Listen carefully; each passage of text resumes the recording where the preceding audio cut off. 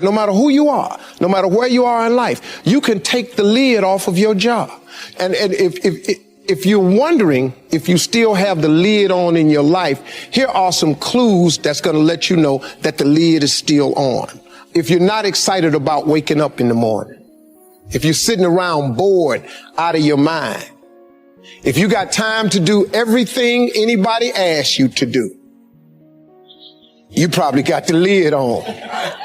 If when you tell your dreams to all your friends, it makes sense to them, you got your lid on, man. Your dreams should not make sense to everybody. You got to say something that make people go, how you going to do that? That's when you got the lid off. And if I were you, I'd do that. I'd take the lid off. Makes sense to me, don't it? I mean, look, in show business, that's all the time. You could come to work one day and they just say the show is canceled. What can you do? So what I've done is I've produced so much content. I got radio, I write books, I write movies, I do TV shows, I host TV shows. I got a game show, I do a Facebook watch show. I do so many. So when they come and they cancel something, I don't really give a damn. Because I got 8 more jobs. You know what I mean? I've just managed to stack. And then I'm always prepared. I prepare for what's coming. Here's the deal. Change is inevitable. So here's what's going to happen. No matter what's going on in your life, it's not permanent. Everything is going to change. So there's 2 things you can do with change. You can react to it or you can participate in it. It's going to change anyway. So if you keep waiting around, you're going to have to react to the change. And now you're behind. But if you participate in the change, if you know the job you have is not going to last forever. I'm just telling you. COVID proved that already. Where you go to work at every day, that's going to change. COVID proved that already. Your best laid plans has changed.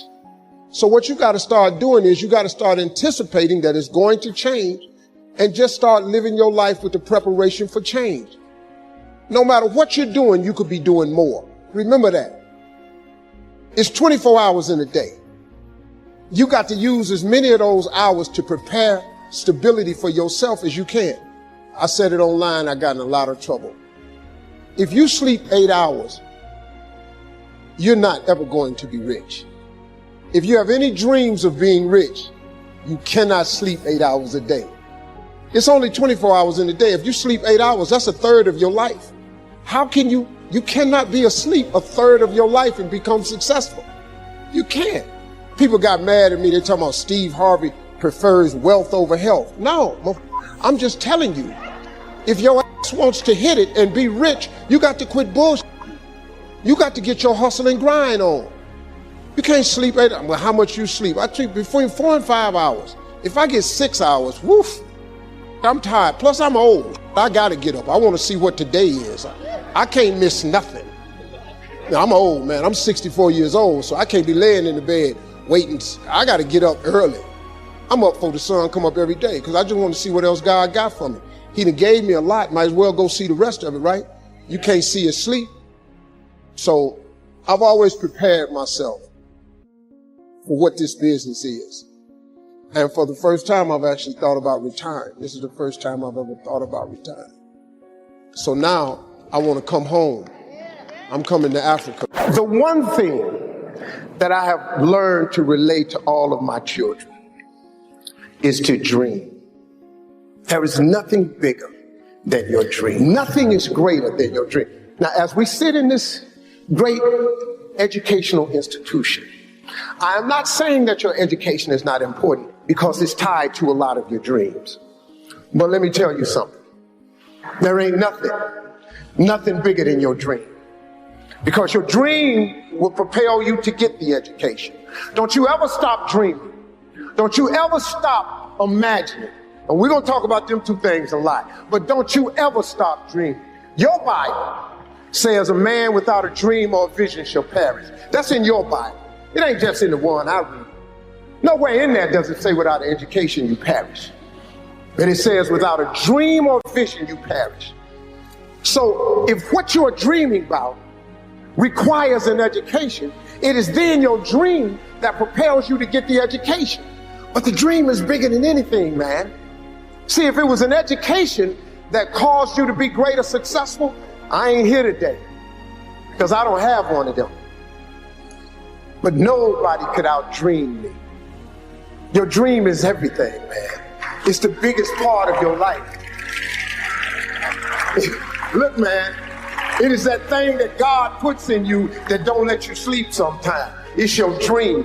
It's that thing, that part of you, man, that wakes you up and stirs the very pit of your soul. I've always taught my children to dream. The secret, though, the secret to real success is if you tie your gift to the dream.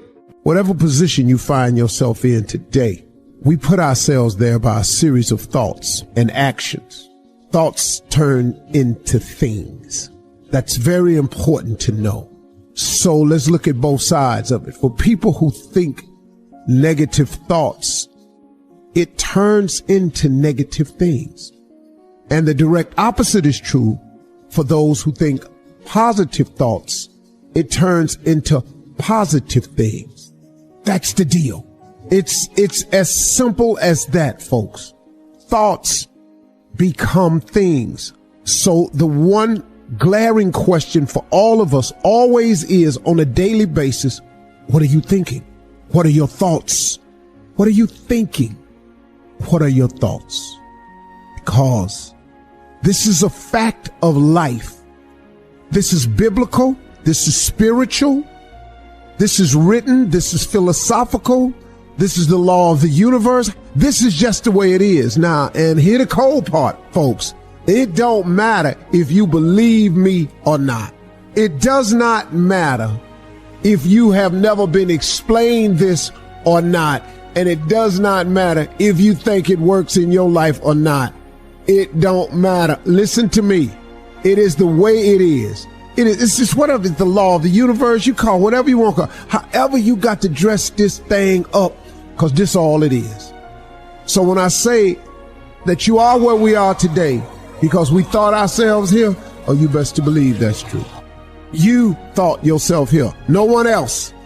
See, let me explain something. I got people around me who so badly want to take credit for it. Every man in this room, you blew your 20s. You spend all your 30s trying to make up for your 20s. Yeah, that's the truth. Dog, every dude in this room blew their 20s and at 30 trying to fix what they should have did in their 20s. Yeah. And so forth and so on. You turn 40, you trying to recover from the mistakes you made when you 30. Now at 40, man, it's time for you to start. Really, at 30, you need to start buckling it on down.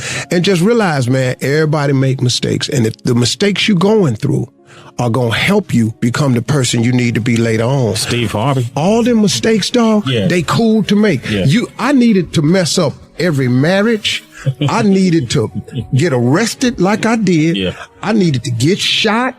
I needed all this, dog. I needed shot? to be homeless. Yeah. I needed all them things to happen to turn me into who I am today. So when you're young and you make mistakes, don't let them eat you up. Because everybody that done made it, done made them. Yeah. You got to fail in order to win. Hey, look, man, to understand how to hit the game-winning shot, you got to miss the game-winning shot. First of all, you're talking about stuff that I can relate to like so many others can relate to. I mean, you know, everybody got the same story. We just got different details. But like I always say, life is 10% what happens to you. It's 90% what you do about it. See, we're going to dive into a chapter from my new book, and it's chapter 1, section 1. This is very clear for people. So the first step is getting completely and brutally honest enough to say, I am tired of myself. When you say I'm sick and tired of being sick and tired, that's the facilitator of change. That's when you're ready to say these words, no more excuses. No more excuses. I went to Kent State, I dropped out. I didn't drop out, I flunked out. Now that threw my life into a spiral, but because I didn't have a college degree, I could not let that stop me. And like you're doing, where you're saying all my friends at this age are settling in your careers, you don't even know if they're happy or not. Stop comparing yourself to others. So the first thing you do is stop focusing on other people. Instead, focus on being the best version of you that you can.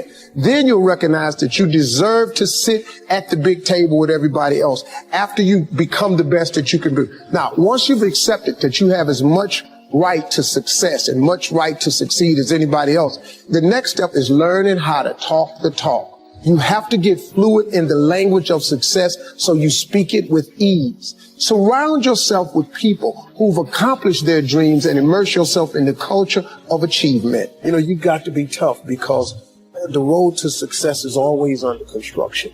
It's never a clear path to success. The people who become successful are the people who have a relentless attitude. And you just got to hang in there through the bad breaks, because the bad breaks is coming. But they usually come right before the big break is about to happen.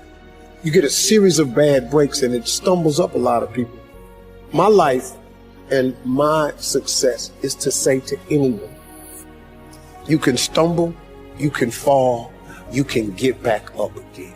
And like I've said before, we each have a gift.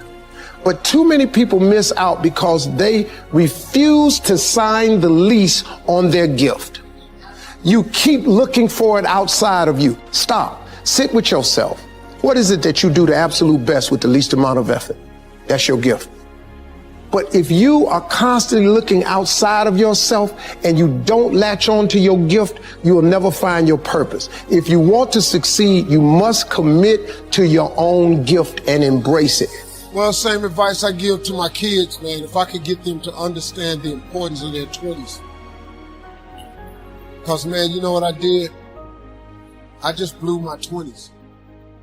I ended up spending all of my 30s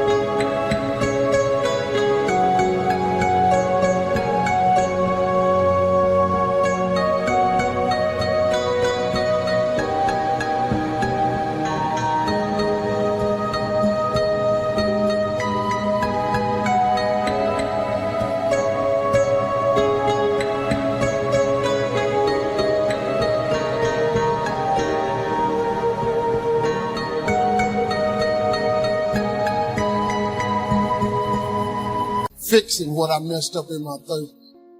I spent all of my 40s doing what I could have been doing in my 30s. I looked up, man, I had let too much time slip away. If you could get young people to get their foot on the gas pedal in their 20s, because right now they think going out is everything. And I keep telling them, man, you're gonna outgrow that in a minute. Because, you know, like at this age, it's when somebody says, hey, we're gonna go out to a club tonight. What? Go out to a club? Are you kidding me? It don't make no sense to you now, because you're over that. But it takes a minute for them to understand it. It's sad. I wish they'd get it. I wasn't clubbing in my 20s. It just, I didn't know how to make a vision board. I didn't know how to. What really changed my life, man, was I got in Amway when I was about 24. I got in Amway. And that changed my life, man, because the first time ever, they introduced me to self-help books. And I read 2 books that changed my life. It was The Power of Positive Thinking by Norman Vincent Peale and The Magic of Thinking Big by David Schwartz. I read them books and it changed my life. But it also made me remember what my mother had taught me, because she was a Sunday school teacher, because all self-help books are Bible-based. Everything comes from the Bible. All of the self-help books, that's Proverbs. That's all it is. The book of wisdom and understanding. If you could read that, it'll change your life too. But sometimes you need regular books where you can relate to it differently. But it's all comes from the Bible. It's like a great book is The Secret. But if you read The Secret, it's all Bible verse. It's based on the Bible. You can't think of nothing new how to tell a person to succeed without the Bible. You can't. It doesn't work that way, you know. So A couple of books changed my life, man. Imagine the Thinking Big was huge. It just taught me one simple principle. It don't cost no more energy to think big than it does small. You can say Volkswagen and you can say Rolls Royce with the same amount of effort. You ain't got to grunt to say Rolls Royce.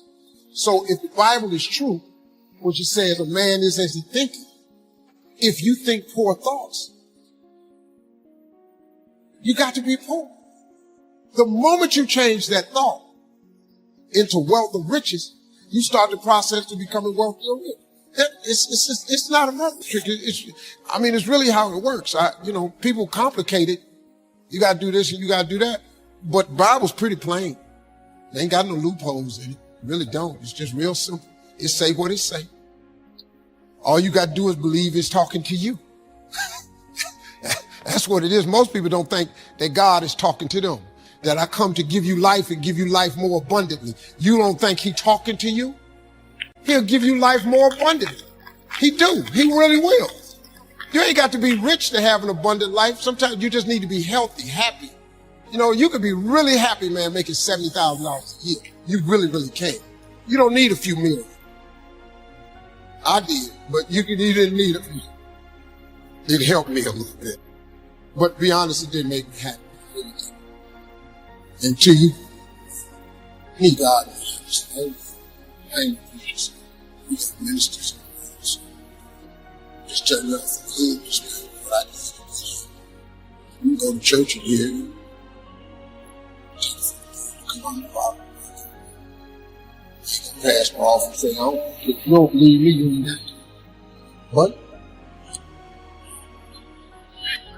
I can take a sentence or a thought and make it common. Now,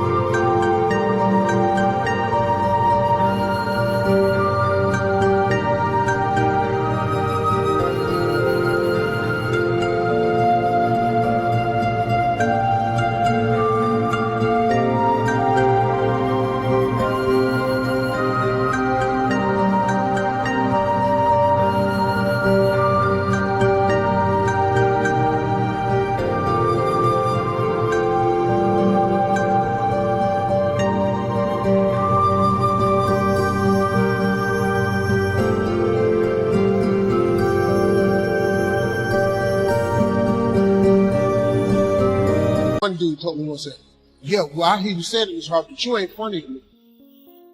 I ain't got to be funny to you. You've never bought a ticket to see me. No, I haven't. I still made it. It doesn't matter what nobody else thinks. What they got to do? I don't think you're funny. Listen, if you can think of something to get $10 for, I bet all of you have something that God has gifted you with that you could convince somebody to give you $10 for.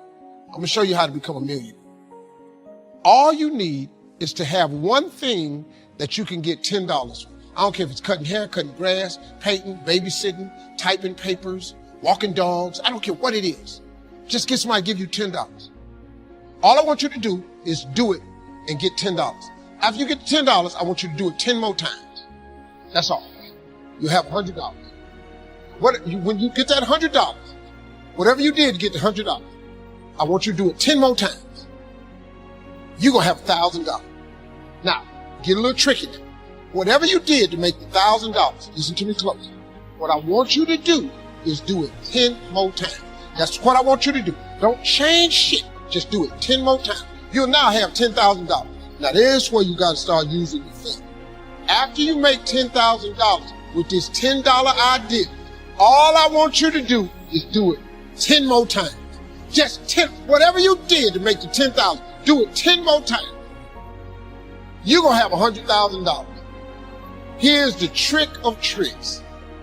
Once you make $100,000, you're going to have to hire a few people. All I want you to do after you make the $100,000 Same thing you did to make 100,000. I just want you to do 10 times. Congratulations. You are a millionaire. That's how it's done. These jokes I'm telling right now, these $25 jokes. My first gig paid me $25. These the same jokes. This just English. I ain't learned how to do this in Spanish or none of this. I just kept telling these jokes in English. 10 more times, 10 more times, 10 more. Till they started paying me $25,000 a night. Then they started paying me $100,000 a night, $150,000, $250,000 a night. I made $500,000 telling jokes in one night. They're the same jokes. I just kept telling them over and over and over and over and over. $25 jokes repeated on a 10-time multiple. You could be a millionaire babysitting. You could be a millionaire doing eyebrows. You could be a millionaire cutting grass. You could be a millionaire as a barber, painting houses. You already have the gift. God has already given you the gift. He gave it to you at birth. You was born with it. God ain't never created a soul he didn't give a birth to. That he didn't give a gift to at birth. You sitting up in here, if you're poor today, it's because you tripping. You just tripping. You done talked yourself out your God-given gift. You done got some funk job somewhere and tried to act like you was happy with it. Now they done furloughed you, now you disappointed. You ought to be jumping for joy. Walk your up the hall, go take your gift God gave you and turn yourself into a millionaire.